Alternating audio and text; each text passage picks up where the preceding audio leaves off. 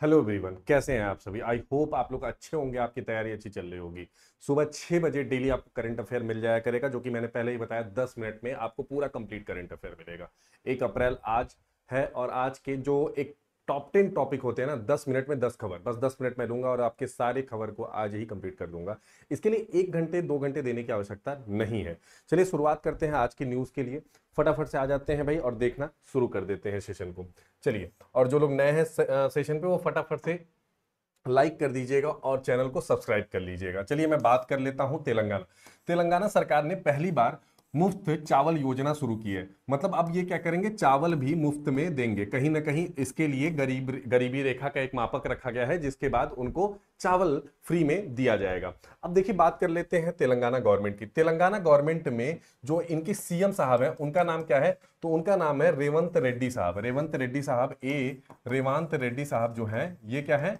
तेलंगाना के सीएम साहब हैं। अच्छा, तेलंगाना का फॉर्मेशन कब हुआ? तो तेलंगाना का जो फॉर्मेशन हुआ 2014 में, तो जून में अराउंड हुआ। जून, ठीक है, जून में हुआ। पहले ये राज्यसभा में गया। पहले ये कहां गया? राज्यसभा में गया। राज्यसभा से पास हुआ, जिसमें इसको बीजेपी बीजेपी और कांग्रेस दोनों द्वारा सहमत माना गया। ठीक है, सहमति मानी गई। ठीक। और ये करीब फरवरी की बात है जब राज्यसभा में बिल पास हुआ। फिर मार्च में जाकर के लोकसभा, और इसको प्रेसिडेंट का एसेंट मिल गया और ये एक्ट बन गया। ठीक। वहां से क्या होता है, उस समय पे ये 29वां राज्य बना था। उस समय पे ये 29वां भारत का राज्य बना था। और ये किससे हटके बना था? तो ये आंध्र प्रदेश से। ठीक है, किससे हटके बना था? तो आंध्र प्रदेश से हटके बना था। आंध्र प्रदेश इस समय कौन है सीएम? तो इस समय चंद्रबाबू नायडू है। चंद्रबाबू नायडू इस समय कौन है? सीएम है। कहां के भाई? आंध्र प्रदेश के। याद रख लीजिएगा। डिप्टी सीएम कौन है? डिप्टी सीएम आंध्र प्रदेश के कौन है? तो पवन कल्याण जी हैं, जो कि वहां के बहुत ही फेमस एक्टर हैं। पवन कल्याण जी वहां के बहुत फेमस एक्टर हैं। ठीक है, ये याद कर लीजिएगा। तो क्या क्या चीजें यहां से पता चल गई कि भाई जून में फॉर्मेशन हुआ था तेलंगाना का, जो कि उसके सीएम जो है रेवंत रेड्डी साहब हैं, और आंध्र प्रदेश से अलग हुआ था 2014 में। पहले राज्यसभा में पास हुआ, फिर लोकसभा में पास हुआ, फिर प्रेसिडेंट का बिल जब साइन मिला तो ये एक्ट बन के तैयार होता है। और आंध्र प्रदेश के सीएम चंद्रबाबू नायडू और डिप्टी सीएम पवन कल्याण जी हैं। और एक चीज और यहाँ पे कि भाई तेलंगाना का कैपिटल क्या है? तो हैदराबाद है। याद रख लीजिएगा, हैदराबाद मियाँ। ठीक है, हैदराबाद याद रख लीजिएगा मियाँ। आ जाते हैं अगले क्वेश्चन पे। अगला क्वेश्चन क्या कहता है, मतलब क्वेश्चन क्या, अगला करंट अफेयर क्या है भाई, न्यूज क्या है? तो अगला न्यूज भी बहुत इंपॉर्टेंट है प्यारे बच्चे। न्यूज है कि मियामी ओपन चैंपियनशिप किशोर जैकब मेनिन्स्क ने नोवाक जोकोविच को हराया। बहुत अच्छा न्यूज है। चलिए मैं बता देता हूं। कल ही मैंने आपको बताया था कि नोवाक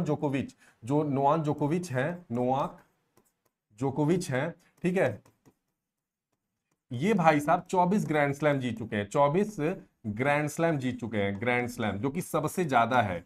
4 ग्रैंड स्लैम होते हैं, उसकी बात मैंने कल भी की थी। और दूसरी बात मैं बता देता हूं यहां पे 24 ग्रैंड स्लैम के साथ साथ कि नोवाक जोकोविच 37 साल की एज में मियामी खेल रहे थे, जो कि इन्होंने एक रिकॉर्ड बनाया था। इन्होंने किसका रिकॉर्ड तोड़ा था?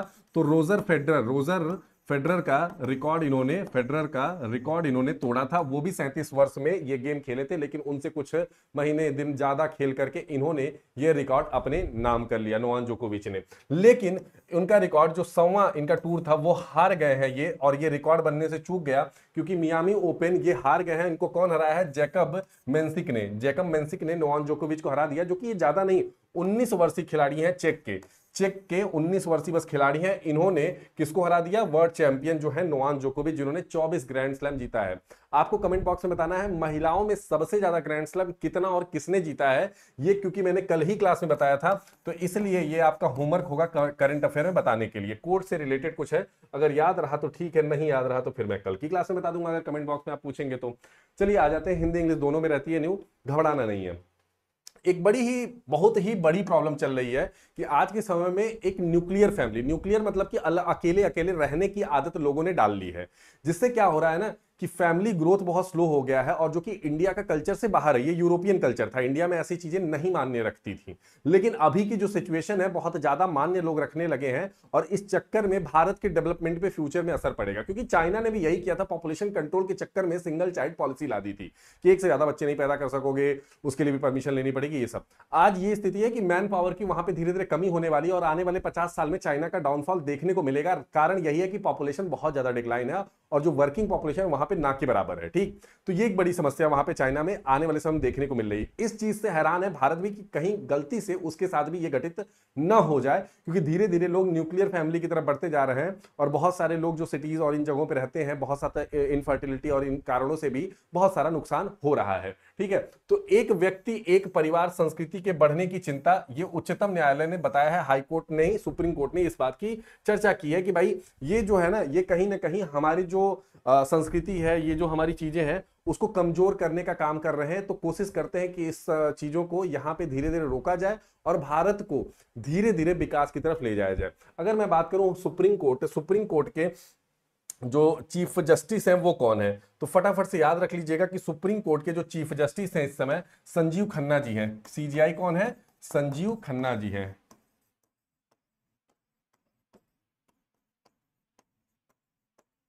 कौन से नंबर के हैं? 51 नंबर के हैं। ठीक है, 52nd नंबर के हैं। उसके बाद अगर मैं बात करूं तो कौन से आर्टिकल से इनकी नियुक्ति होती है, तो आर्टिकल 124 से इनकी नियुक्ति होती है प्यारे बच्चे। 124वां आर्टिकल आप इस्तेमाल करोगे तो इनकी नियुक्ति होती है, उससे नियुक्ति की जाती है। इनकी नियुक्ति कौन करता है? तो इनकी नियुक्ति तो देखा जाए तो ऑन पेपर प्रेसिडेंट के हाथ में होता है, लेकिन एडवाइस कौन देता है इनको?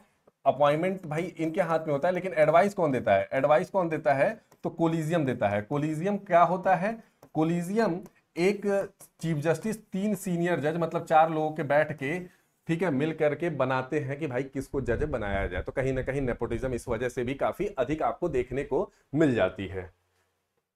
चलिए भाई आ जाते हैं अम्मा जॉर्डन में कुश्ती एशियाई चैंपियनशिप। बहुत अच्छा भाई, ठीक है। अम्मान में क्या हुआ? जॉर्डन में कुश्ती चैंपियनशिप हुआ, जिसमें दीपक पुनिया आप जानते होंगे, बहुत ही बेहतरीन भारत के खिलाड़ी हैं।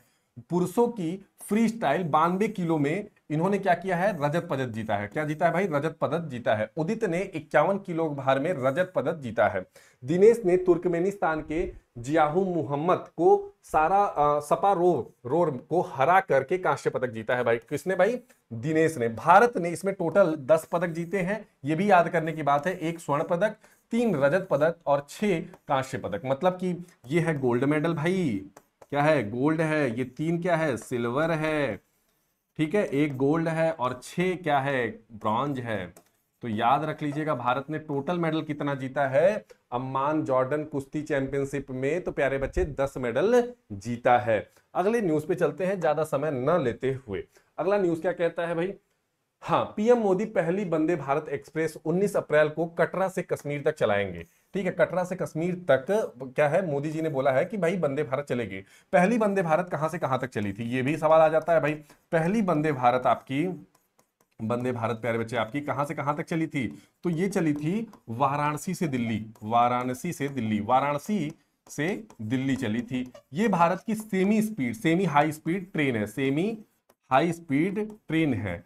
क्लेम किया जाता है कि भाई ये 180 किलोमीटर पर आवर चल सकती है, परंतु ये इसलिए नहीं चलती क्योंकि हमारे यहाँ के ट्रैक उस लेवल पे अभी भी नहीं है। हमारे यहाँ की ट्रैक जो है 130 से 40 किलोमीटर प्रति घंटा की रफ्तार को ही सहन कर सकते हैं ज्यादा देर तक। इस वजह से भी इसको हम लोग अभी तक उसके अपने पीक स्पीड तक नहीं लेके जाते। 130 तक ही मैक्सिमम यूज हम लोग इसको करते हैं रियल में, लेकिन टेस्टिंग में इसको 160 तक 80 70 तक लेके हम लोग गए हैं। ठीक है, चलिए आ जाते हैं भाई अगले न्यूज पे। केंद्र में निधि तिवारी को प्रधानमंत्री मोदी का निजी सचिव बनाया गया। प्रधानमंत्री मोदी जी का निजी सचिव बनाया गया। तो देखो एक सवाल है कि पीएम मोदी जी का कॉन्स्टिट्यूएंसी कहां से ये मेंबर ऑफ पार्लियामेंट है? तो पहले तो ये लोकसभा के मेंबर हैं। किसके मेंबर हैं भाई? लोकसभा के मेंबर हैं। और ये कहां से जीते हैं? तो ये वाराणसी से जीते हैं। कहां से? वाराणसी से जीते हैं। और भाई ये कहां पे एमपी है? वहीं से तीसरी बार एमपी वहां से बने हैं ये प्रधानमंत्री। वहीं की ये निधि तिवारी जी भी हैं। तो निधि तिवारी जी क्या है? आईएफएस है 2014 बैच की। इनको क्या बना दिया गया? निजी सचिव बना दिया गया है। किसका? प्राइम मिनिस्टर का। ये बहुत बड़ा पोस्ट हो जाता है, देखा जाए तो कम समय में बहुत अच्छा पोस्ट माना जाता है। निधि तिवारी को नवंबर 2022 में प्रधानमंत्री कार्यालय में उप सचिव बनाया गया था। बाद में इनको प्रधानमंत्री के 2 निजी सचिव रहे, विवेक कुमार और हार्दिक सचिशन थे, और उसमें से एक ये भी बन गई हैं। ठीक है, कौन? निधि तिवारी जी।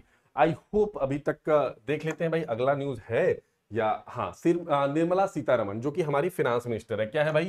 ये हमारी फाइनेंस मिनिस्टर है। ठीक है, निर्मला ताई हमारी फाइनेंस मिनिस्टर, जिन्होंने नीति एंड क्लियर का राज्य आर्थिक मंच पोर्टल का शुभ आरंभ करेंगी। ये वित्त मंत्री निर्मला सीतारमण नई दिल्ली में नीति एंड क्लियर का राज्य आर्थिक मंच पोर्टल का शुभ आरंभ करेंगे। नीति आयोग के राष्ट्रीय अनुप्रयोग आर्थिक अनुसंधान, ठीक है, ये नीति आयोग से रिलेटेड है। नीति आयोग कब बना था? तो 1 जनवरी 2015 को बना था प्यारे बच्चे, ठीक है। अभी इसके सीईओ कौन है? तो VVR सुब्रमण्यम साहब है, और पीएम क्या है? इसके चेयरमैन है।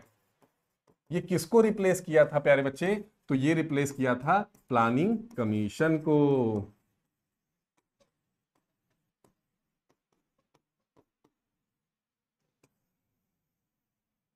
ठीक, प्लानिंग कमीशन को ये रिप्लेस किया था, ठीक है। आई होप ये बात आपको क्लियर हो गई होगी।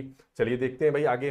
तो आगे यहाँ पे न्यूज आज का समाप्त हो गया है। आई होप 10 से 12 मिनट लगे होंगे और आपका पूरा न्यूज क्लियर हो गया होगा। इसीलिए मैं बोलता हूँ चैनल को सब्सक्राइब कर लो, यहाँ पे बहुत कुछ आपको मिलने वाला है एग्जाम से लेकर के सारी चीजें।